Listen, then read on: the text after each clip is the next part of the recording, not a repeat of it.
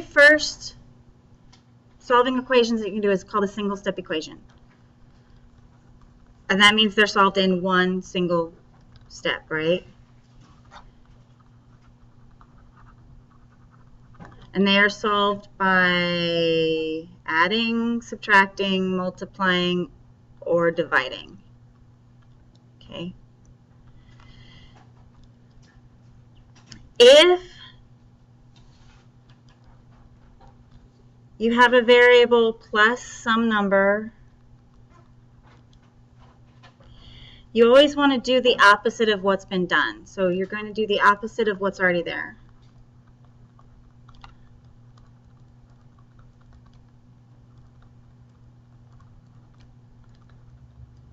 Okay, so I've got x plus 3, so I want to take 3 away, because that makes those cancel out.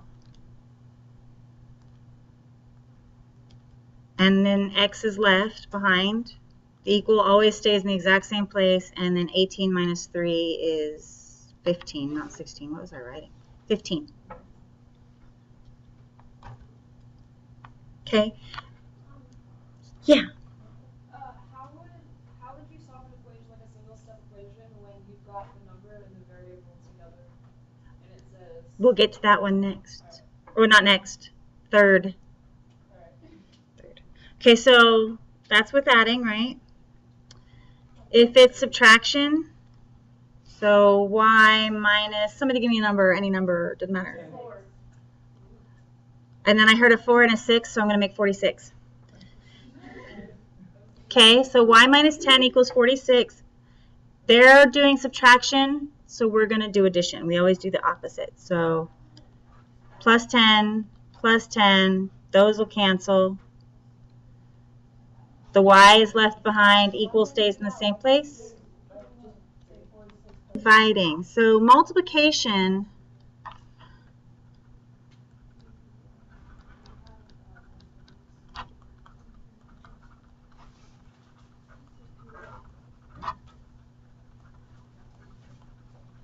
okay, usually it looks like that.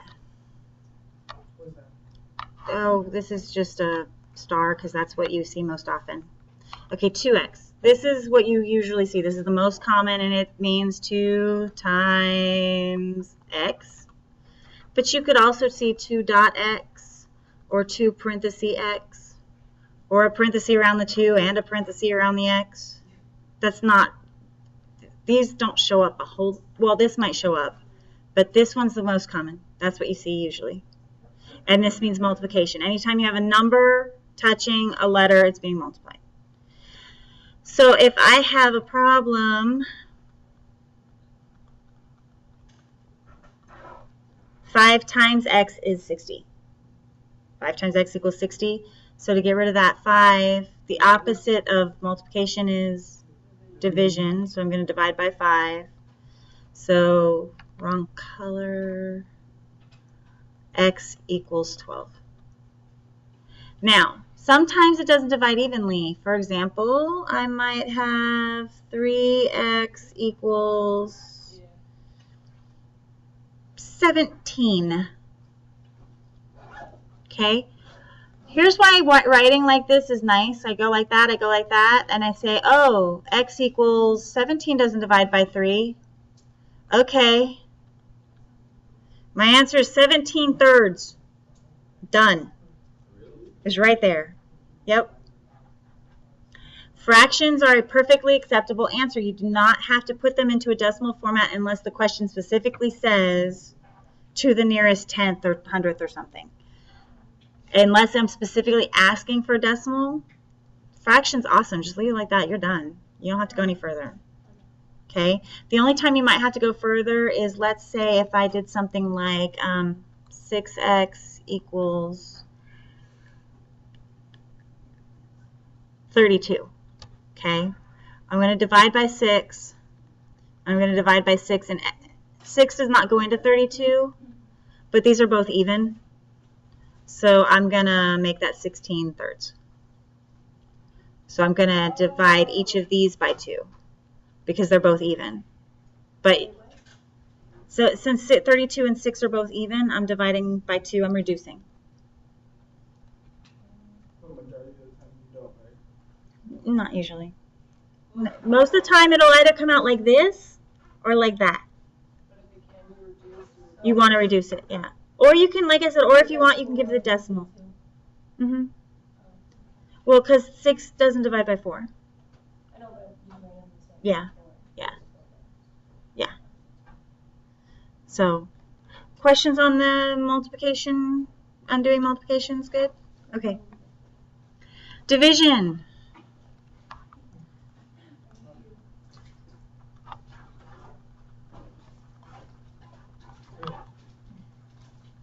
Like that. In an equation in algebra, we never use the dividing sign. You're not going to see x and then the divided sign and then 4. It looks like this. And I know what happens is people see this and they go, oh my God, it's a fraction. I don't even know what to do with that. This is not a fraction. It looks like a fraction, but it's not a fraction. This says x divided by 4. Oh. Yeah. So here's what you do. To undo division, we're going to do multiplication. So we'll keep the x divided by 4. And what would you like it to equal? Yeah, just give me a number. Okay, 3. Now to undo division, I'm going to multiply both sides by 4. Those will cancel because division and multiplication cancel each other out. So x equals 12.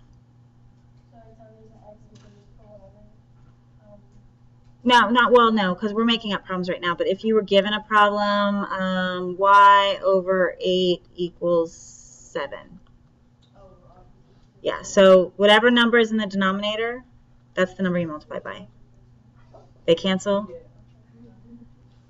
Y equals 56. Hey, would you like to know my trick for remembering that 7 times 8 is 56? 5, 6, 7, 8. To remember that 7 times 8 equals 56, 5, 6, 7, 8. 5, 6, 7, 8.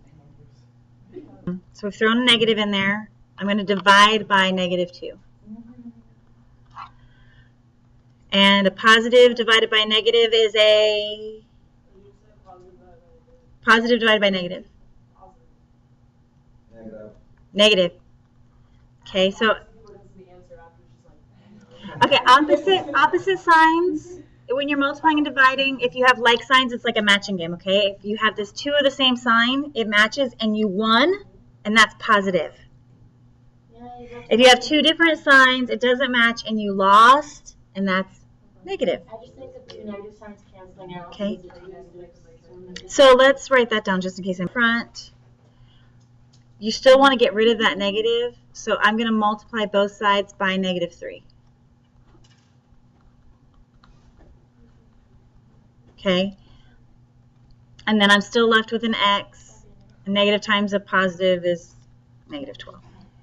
Okay, so the negative will be out front on a division problem. It won't. We don't put that is improper. We don't do that. Yeah. What about when it's just like -x equals 2? Okay, if you have -x equals 2, that's a good question.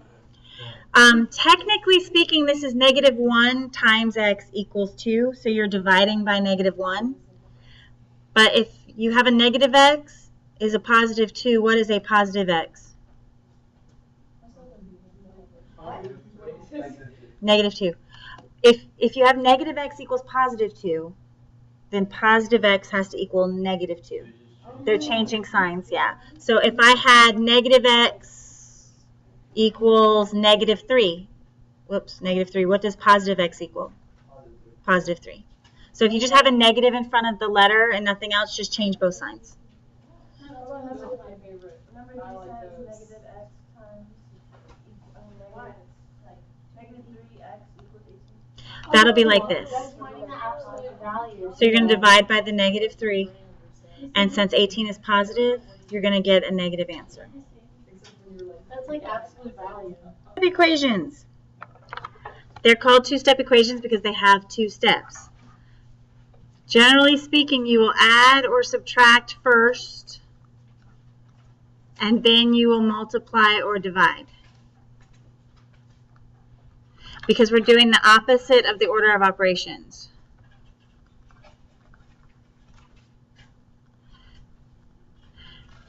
And the reason we're doing the opposite is because we're trying to undo things. That's what we're always trying to undo, undo, undo. So we're going backwards. Solving equations is doing math backwards. So, for example, if I have something like this, 2x minus 3 equals 5. Okay, the first thing I want to do is the addition or the subtraction. So since this is subtracting, I'm going to add. So I'm going to add 3 to both sides. So then I'll get 2x equals 8, and then I'm going to divide by 2.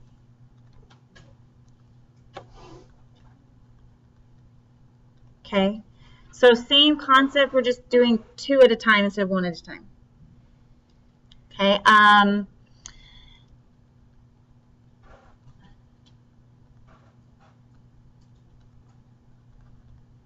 Okay, x divided by 4 plus 6 equals 10. First thing I'm going to do is subtract 6. So I get x divided by 4 is equal to 4.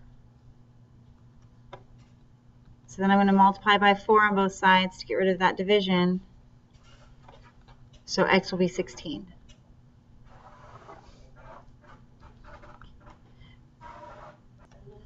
Okay, half x, a third x, a fourth x, whatever.